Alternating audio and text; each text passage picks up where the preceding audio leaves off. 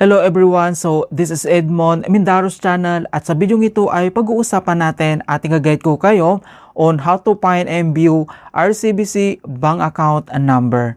So marami pa rin talaga na nalilito kung saan daw mahanap or makikita yung kanilang RCBC bank account number. So saan daw ito makikita? So dito naman kapag nag-open ka ng RCBC bank account mo sa bank branch, so ibibigay naman lahat yung details na kailangan mo doon. So mas maganda talaga na mag-open account doon sa bank branch mismo kaysa sa online. Kasi dito sa online, so papupuntahin ka din lang sa physical store mga kaibigan sa bank branch dahil may kailangan ka dong i-sign up or pirmahan siguro, ganun po siya. So kung gusto mo nang makuha mo kaagad yung RCBC savings account mo, so pumunta ka lang sa any nearest na RCBC bank branch mga kaibigan. Punta ka doon and then para mas mabilis na mag-open ng account. So ilalagay ko sa description box yung tutorials ko kung paano ba mag-open ng RCBC savings account. So napakadali lang naman, within an hour lang. So makakapag-create ka na ng account dito. And then dito naman ay may babayaran ka naman dito kapag zero maintaining balance yung request mo na account. So kailangan yung utility bills ay kailangan nakapangalan sa iyo mismo. Kapag hindi nakapangalan sa iyo mismo yan, so kailangan mong magbayad. So 3,000 yung bayad kapag ATM lang. Kapag passbook naman ay 5,000 yung deposit account na kailangan mong bayaran doon. Pero napakabilis lang naman. Isang valid IDs lang yung kailangan mo dito. So kapag okay na yung transaction mo doon, so bibigyan ka ngayon dito ng receipt. Ayan, so ganito yung ibibigay sa'yo na receipt. So dito naka-indicate yung pangalan mo and then nandito na yung bank account number mo. So nandito na yung 16 digits na RCBC savings account number mo and then followed by yung complete name mo dito. So napakadali lang naman talaga. So ito siya. Okay, so hindi ka naman makakapag-link doon sa RCBC Pulse app kapag hindi mo alam yung RCBC savings account number mo dahil ito yung kailangan natin i-link dito sa ating RCBC Pulse app. So once na i-link mo na dito sa ating RCBC Pulse app ang iyong RCBC savings account, so ituturo ko naman sa iyo kung saan ba makikita dito. So dito lang sa ating RCBC Pulse app, so login lang tayo.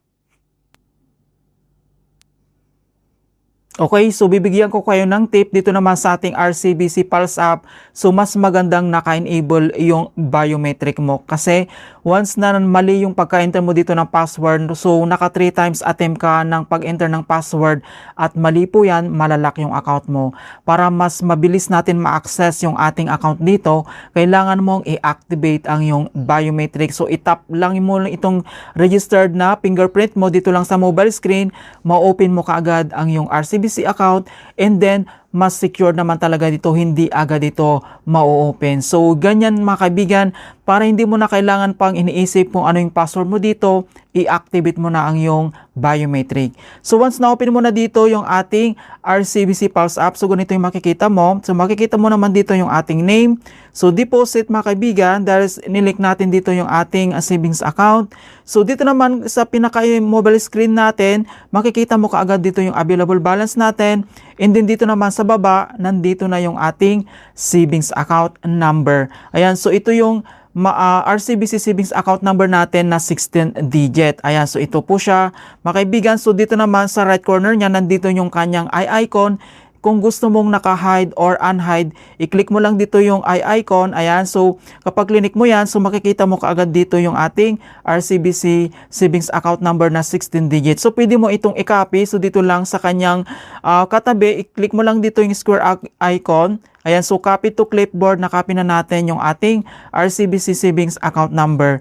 Kapag gusto mo naman itong i-hide, so uncheck mo lang or check mo lang dito yung eye icon, ganun po siya. So napakadali lang talaga kung paano natin makita dito yung ating RCBC savings account number. Ayan, so ilalagay ko sa description box yung iba pa kong tutorials regarding dito sa RCBC, mga kaibigan, yung tips and guide ko dito.